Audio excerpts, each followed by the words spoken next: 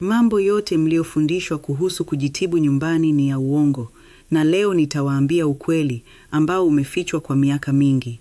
Kabla sijaendelea, tafadhali bonyeza kitufe cha kusubscribe na ulike video hii. Fanya hivi tu kama wewe ni miongoni mwa watu wanaojali afya zao kwa dhati na hawataki kudanganywa tena. Lakini kwanza, hebu tuzungumze kuhusu kile ambacho hujawahi kusikia kutoka kwa daktari wako, na hapa ndipo maelekezo ya matibabu yanapokaa kimya kabisa. Wazee wangu, ninyi ni nguzo za jamii zetu, lakini kuna ukweli mchungu ambao lazima tuukabili leo. Mfumo wetu wa afya umejaa urasimu na foleni ndefu zinazofanya madaktari washindwe kukaa nanyi na kuwaeleza ukweli huu mmoja muhimu. Tangawizi, limau na asali hazitibu malaria, wala saratani, wala kisukari. Ndiyo, mmesikia sawa. Mchanganyiko huu ni chai yenye harufu nzuri tu, inayokufanya uchelewe kupata matibabu halisi. Na kila siku unayosubiri dawa ya jikoni ifanye kazi, ugonjwa unafanya kazi yake kimya kimya, ukiharibu viungo vyako vya ndani. Hizi ni ukweli zisizofurahisha ambazo zahanati nyingi huepuka kuzijadili kwa sababu ya urasimu wao. Si njama, bali hawana muda wa kurekebisha imani potofu zilizojengeka kwa miongo kadhaa. Sihitaji kutaja jina langu ili mniamini. Kazi yangu ya miongo kadhaa katika wodi za wagonjwa mahututi, nikishuhudia wazee wakipoteza maisha kwa magonjwa yanayodhibitika, inanipa mamlaka ya kusimama hapa. Nimeona figo zikifeli kwa sababu mtu aliamini mwarobaini unashusha sukari badala ya kutumia dawa zilizodhibitishwa. Nimeona saratani ikisambaa kwa sababu mgonjwa alitumia miezi 6 kunywa juisi ya kitunguu, swaumu na limau. Sipo hapa kuwafurahisha. Nipo hapa kuwapa silaha za kulinda uhai wenu dhidi ya mfumo ambao unawaacha peke yenu mkitafuta majibu mitaani. Andika kwenye maoni hapo chini. Daktari wako aliwahi kukuambia haya, au alikuandikia tu cheti cha dawa na kukuambia uende dirisha la dawa bila maelezo yoyote? Ukweli ni kwamba tunahitaji mwongozo sahihi zaidi ya hizi stori za mitaani. Bonyeza kiungo kilichopo kwenye maelezo ya video hii na ujiandikishe kwa ushauri wa bure. Tafadhali subscribe wakati fursa hii bado inapatikana, ili ujiunge na jumuiya ya watu ambao hawategemei tu mfumo kwa upofu, bali wanatafuta ukweli wa kisayansi unaokoa maisha. Unapoamka asubuhi, unahisi viungo vinauma au sukari iko juu. Majirani wanakuambia, chemsha tangawizi, kamulia limau, weka na asali kidogo, itapita. Lakini nini kinatokea ndani ya mwili wako? Sukari kwenye damu inaendelea kuharibu mishipa yako ya fahamu. Seli za saratani zinaendelea kugawanyika bila kizuizi. Vimelea vya malaria vinaendelea kushambulia seli zako. Tangawizi inaweza kupunguza kichefuchefu, asali kulainisha koo, na limau inakupa vitamini kidogo. Lakini hakuna hata kimoja kinachoweza kuua vimelea vya malaria au kurekebisha kongosho lako linaloshindwa kuzalisha insulini. Hebu tujiulize kwa uaminifu kabisa, ni miaka mingapi umekuwa ukifanya hivi bila kutambua kuwa unaupa ugonjwa muda wa kujiimarisha? Andika kwenye maoni, ni mara ngapi umechelewa kwenda hospitali kwa sababu ulikuwa unajaribu tiba hizi za jikoni kwanza? Najua kwa nini mnakimbilia hizi dawa za asili. Mfumo wetu wa afya unawafanya mjihisi kama namba tu. Mnaenda hospitali, mnapanga foleni ndefu, na mwisho daktari anawaona kwa dakika 3 tu. Kutokana na upweke huu, ni rahisi kurudi nyumbani na kuchemsha majani ya mpera mkiamini ndiyo mkombozi wenu. Chai hii inawapa hisia ya joto. Lakini ukweli uliojificha ni kwamba magonjwa kama shinikizo la damu hayajali hisia zenu. Unapokunywa maji ya kitunguu, swaumu, ukifikiri yanashusha presha kuzuia kiharusi, unacheza kamari na maisha yako. Kila sekunde inayopita, moyo wako unatumia nguvu kubwa kusukuma damu. Hauwezi kupima kiwango chako cha sukari kwa kutumia hisia. Hauwezi kujua kama figo zako zinachuja sumu vizuri kwa kuangalia tu rangi ya mkojo baada ya kunywa juisi ya limau. Hizi ni hesabu za kisayansi zinazohitaji vipimo halisi na dawa zilizotengenezwa kwa vipimo maalum kurekebisha mwili wako. Mfumo hautawafuata majumbani kwenu kuwaambia hili. kwa sababu wao wanafurahia kuona foleni zikipungua, hata kama watu wanaumia wakiwa majumbani mwao. Badala ya kupoteza muda na tiba ambazo hazina uthibitisho, ukichukua hatua sahihi za kitabibu leo, mabadiliko ni makubwa. Ndani ya miezi 3 ya kufuata matibabu sahihi, hatari ya kupata matatizo makubwa hupungua kwa kiasi kikubwa. Ndani ya miezi 6, hali yako inatengemaa na kuanza kuwa thabiti. Na baada ya mwaka mmoja, viashiria vyako vya afya vinaboreka kiasi kwamba utajuta kwa nini ulipoteza muda wako mwingi ukitegemea chai ya tangawizi. Fikiria gharama za matibabu zinazokulazimu kulipa ugonjwa unapofika hatua mbaya. Ukiwa mahututi, unahitaji kulazwa, vipimo vya gharama kubwa na dawa zenye bei ya juu ambazo zingeweza kuepukwa. Kuchelewa huku kunamaliza akiba yako yote ya uzeeni. Fedha hizi ni pesa ambazo ungeweza kuwaachia wajukuu zako, lakini sasa zinaishia kulipia oksijeni na vitanda vya hospitali kwa sababu tu uliamini asali na limau vingekuponya. Kiungo kilichopo kwenye maelezo ya video kinaelekeza kwenye ushauri wa bure. Jiandikishe wakati bado kuna nafasi. Kila kitu mnachokijua kuhusu tiba za asili mnazochemsha jikoni kwenu ni makosa matupu. Na huu ndio ukweli mchungu ambao hawakuwahi kunifundisha shuleni niliposomea udaktari. Tafadhali, bonyeza kitufe cha kusubscribe na ulike video hii. Fanya hivi tu kama kweli unajali afya yako na ya familia yako, kwa sababu mambo nitakayofichua hapa yataokoa maisha yako. Naambiwa kila siku na majirani na wauzaji wa mitaani kwamba tangawizi, limau na asali ni mwarobaini wa kila ugonjwa. Lakini kwanza, sikiliza kile ambacho hujawahi kusikia kutoka kwa daktari wako, na hapa ndipo maelekezo ya hospitalini yanapokaa kimya kabisa. Mfumo wetu wa afya umejaa urasimu mwingi. Muda wa kumuona daktari ni mchache mno, na hakuna mtaalamu anayepata muda wa kukaa chini na kuwaeleza wazee wangu ukweli huu mchungu kwa sababu ya msururu mrefu wa wagonjwa wanaosubiri nje. Hawawezi kuwaambia kwa sababu mfumo unataka wakuandikie dawa na uondoke haraka. Lakini mimi nitawaambia. Ukweli ni kwamba tangawizi, limau na asali hazitibu malaria, wala saratani, wala kisukari. Sio dawa ya shinikizo la damu na hazitibu moyo. Hivi ni viungo, ni chai tu yenye harufu nzuri inayokufanya uchelewe kupata matibabu halisi. Na kila siku unayosubiri hii dawa ya jikoni ifanye kazi, ugonjwa unafanya kazi yake kimya kimya ndani ya mwili wako, ukiharibu seli na kudhoofisha viungo muhimu. Huu ni ukweli ambao wengi hamtaki kuusikia, lakini ni lazima usemwe. Mimi sipo hapa kuwafurahisha kwa maneno matamu, nipo hapa kuwaokoa na janga linalotengenezwa na ujinga wa kujitakia. Nimeona wazee wengi wakiletwa kwenye wodi zetu wakiwa wamechelewa sana. Wanakuja figo zimeshindwa kufanya kazi, sukari imepanda hadi kiwango cha hatari, kwa sababu tu waliamini kwamba kikombe cha mchaichai na ndimu kitashusha sukari kwenye damu. Wazee wangu, msikubali kupotoshwa na maneno ya mtaani yasiyo na msingi wa kisayansi. Kwa nini kliniki nyingi haziwaambii hivi waziwazi? Sio kwa sababu kuna njama fiche za kuwamaliza, hapana. Ni kwa sababu mfumo umejengwa kutoa huduma kwa haraka na kukuondoa ofisini, bila kujali kama umeelewa madhara ya kuchelewa kumeza dawa zako. Andika kwenye sehemu ya maoni, daktari wako aliwahi kukuambia ukweli huu, au alikuacha tu uendelee na imani zako. Kila asubuhi mnachukua vitunguu swaumu, mnaweka kwenye maji ya moto mkiamini mnayeyusha uvimbe tumboni, au kusafisha damu. Hizi ni imani hatari zinazowapotezea muda wa dhahabu ambao ungeweza kutumika kuokoa maisha yenu.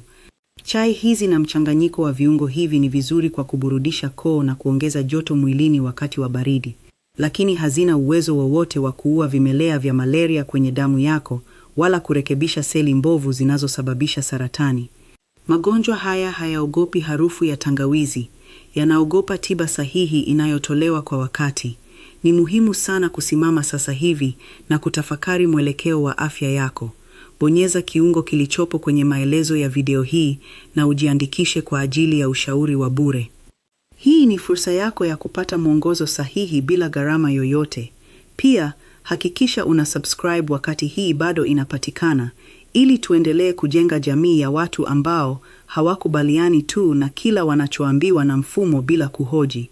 Ni wangapi kati yenu mmekuwa mkifanya hivi kwa miaka mingi bila kutambua mnakaribisha hatari kubwa? Unasikia homa kali, viungo vinauma, kichwa kinagonga, lakini badala ya kwenda kupima malaria, unaanza kuchemsha majani ya mpera, mwarobaini na mlonge. Kila dakika unayopoteza jikoni ni dakika ambayo ugonjwa unatumia kujikita zaidi mwilini mwako. Unajisikia nafuu ya muda mfupi kwa sababu ya jasho jingi linalotoka, lakini unajidanganya. Vimelea vya ugonjwa vinaendelea kuzaliana kwa kasi ya ajabu na kushambulia ini lako na ubongo wako. Unapokuja kufika hospitalini ukiwa hoi, ugonjwa umeshakomaa na matibabu yanakuwa magumu, makali na ya gharama mara 10 zaidi. Na hii ndiyo siri kubwa ambayo haisemwi mara kwa mara. Kuchelewa kwako ndiko kunakoingiza mamilioni ya fedha kwenye mfumo wa matibabu magumu na ya muda mrefu wakati ugonjwa umeshakuwa sugu. Usiwe mtaji wa mfumo kwa sababu ya kuchelewa kwako kutafuta tiba. Lakini ukibadilisha mtazamo wako leo na kuamua kufanya maamuzi sahihi, matokeo yake ni ya uhakika na utayaona waziwazi. Ikiwa utaacha mara moja kutegemea chai hizi kama tiba kuu na badala yake ukaanza kufuata matibabu sahihi ya kitaalamu na uchunguzi wa mapema, ndani ya miezi 3 pekee utaona mabadiliko makubwa sana. Viashiria vyako vya kiafya vitaimarika na hatari ya kupata mashambulizi itapungua kwa kiasi kikubwa. Baada ya miezi 6, hali yako inatengemaa kabisa, na ndani ya mwaka mmoja utakuwa umepunguza kabisa hatari ya kupata madhara ya kudumu yanayotokana na magonjwa sugu. Hii inamaanisha nini kwako wewe mzee wangu? Inamaanisha unaokoa mamilioni ya shilingi ambazo ungelazimika kulipa kwa ajili ya kulazwa chumba cha wagonjwa mahututi au kununua dawa za bei mbaya kudhibiti ugonjwa uliochelewa.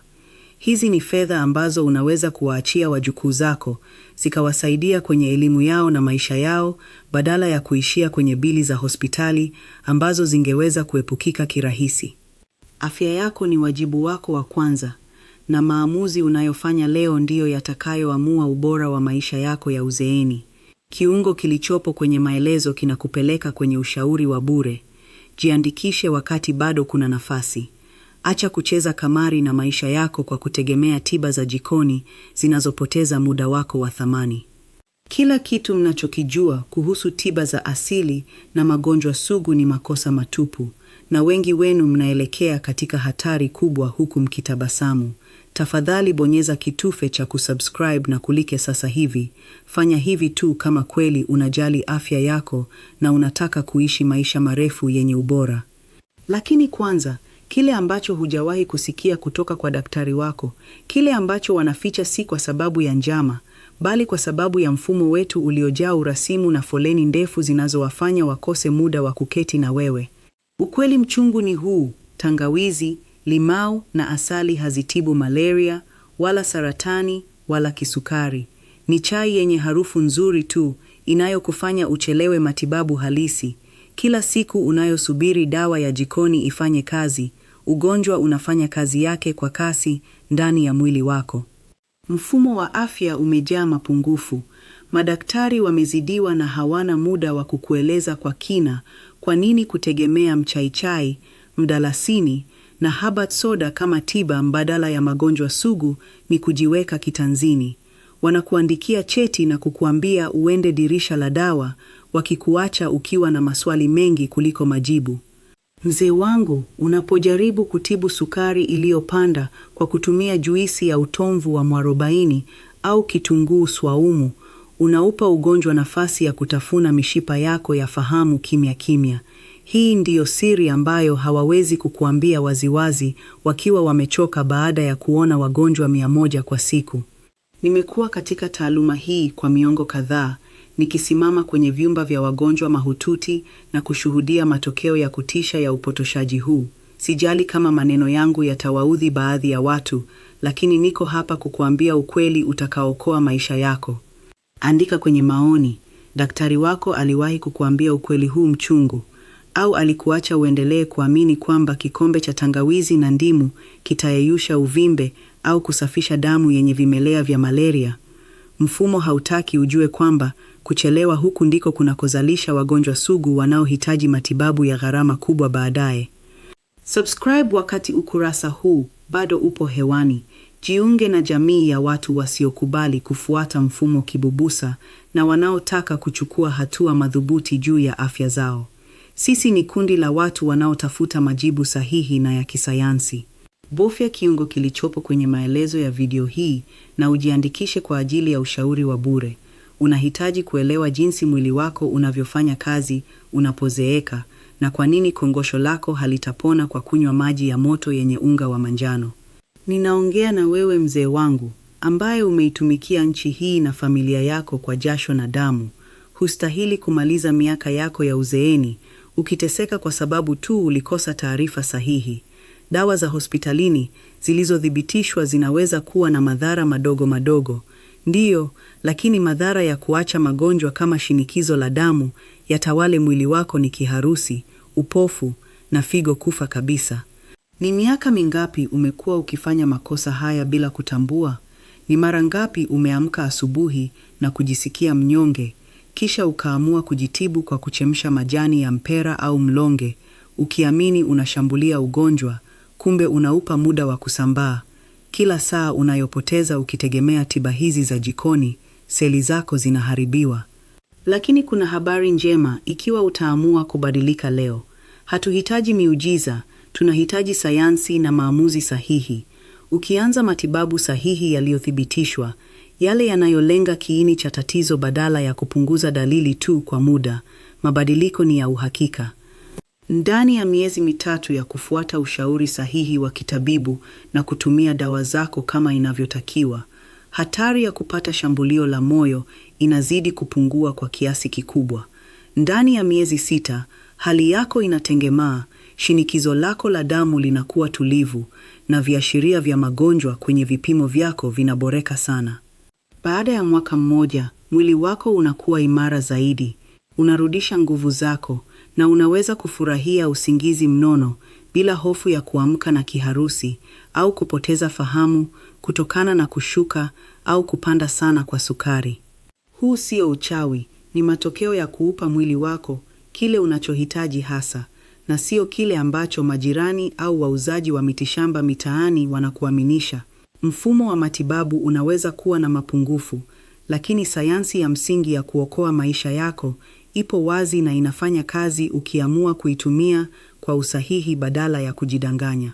Hebu fikiria kwa kina kuhusu hatima yako na ya familia yako. Fikiria mamilioni ya shilingi mtakayokoa kwa kuepuka matibabu ya dharura. Unapochelewa kupata matibabu sahihi kwa kutegemea asali na mdalasini, mwisho wa siku utajikuta kwenye chumba cha wagonjwa mahututi ukihitaji mashine ya kupumulia, huduma za kusafisha damu au upasuaji mkubwa. Hizi ni gharama kubwa ambazo zitafilisi familia yako, zitauza mashamba na nyumba mlizojenga kwa taabu. Fedha hizi ni mamilioni ambayo mngeweza kuachia wajukuu zenu kama urithi, kusaidia elimu yao na maisha yao ya baadaye, badala ya kuziteketeza hospitalini kwa sababu tu mlikataa kufuata sayansi mapema. Afya yako ya akili itaimarika sana utakapojua kuwa uko salama, kwamba ugonjwa haudhibiti maisha yako tena, na kwamba unaweza kucheza na wajukuu zako bila kuhisi maumivu makali au uchovu usioelezeka. Wewe ndiye kiongozi wa familia yako, na maamuzi unayofanya leo yanawaathiri wote wanaokutegemea. Acha kupoteza muda wako jikoni ukitengeneza chai ya viungo kama mbadala wa matibabu ya kisayansi. Chukua hatua sasa, simama imara na udhibiti afya yako kwa kutumia maarifa sahihi. Kiungo kilichopo kwenye maelezo kinakupeleka kwenye ushauri wa bure. Jiandikishe wakati nafasi bado zipo, na uanze safari ya kulinda uhai wako leo kabla ugonjwa haujamaliza kazi yake ndani ya mwili wako. Kila kitu mnachokijua kuhusu tiba za asili na magonjwa sugu ni makosa matupu. Ndiyo, nimesema hivyo. Unaambiwa tangawizi, limau na asali ni mwarobaini wa kila kitu, lakini ukweli ni kwamba huu ni uongo unaogharimu maisha yenu. Tafadhali, bonyeza kitufe cha kujiunga na uweke alama ya kupenda kwenye video hii sasa hivi. Fanya hivi tu kama wewe ni miongoni mwa wale wanaojali afya zao kweli na kuchukua hatua.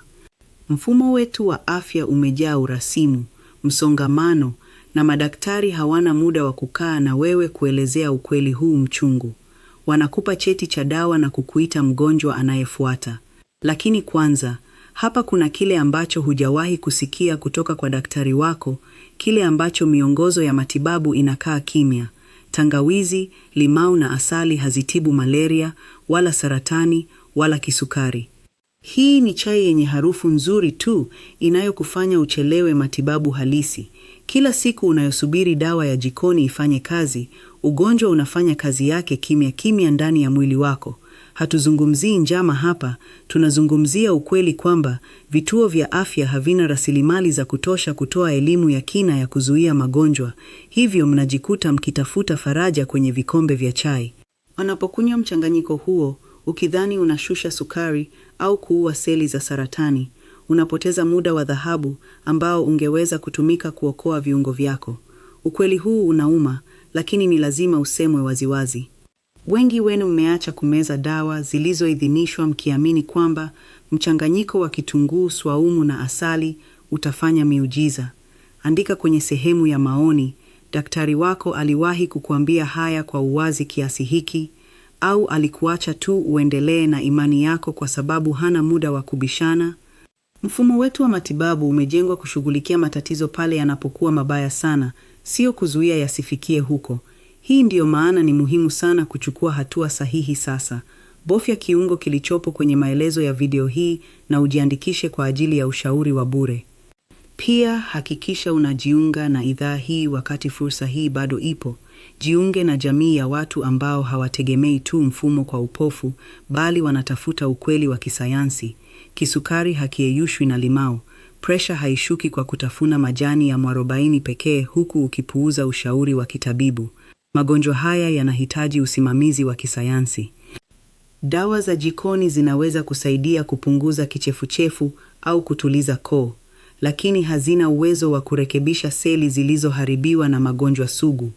Kila unapochelewesha kwenda hospitali ukisubiri tangawizi ifanye miujiza, unaruhusu figo zako kuchoka, macho yako kupoteza uwezo wa kuona na moyo wako kulemewa na shinikizo. Kama mtaalamu ambaye ameshuhudia maelfu ya wazee wakipoteza uwezo wa kujitegemea kwa sababu ya imani hizi, na waambia hivi kwa upendo mkubwa lakini kwa msimamo thabiti. Ukiacha kutegemea chai hizi kama tiba na kuanza kufuata ushauri sahihi wa kitabibu, mabadiliko yatakuwa makubwa.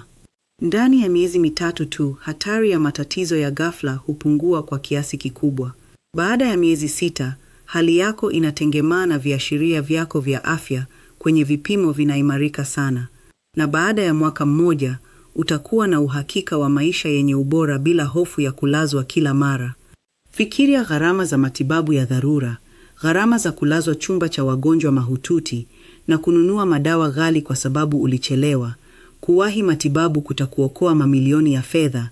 Hizi ni pesa ambazo ungeweza kuwaachia wajukuu zako, pesa za kufurahia uzeeni, badala ya kuziteketeza kwenye kununua vitanda vya hospitali kwa makosa yaliyozuilika. Ni miaka mingi kiasi gani umekuwa ukifanya hivi bila kutambua ukweli huu?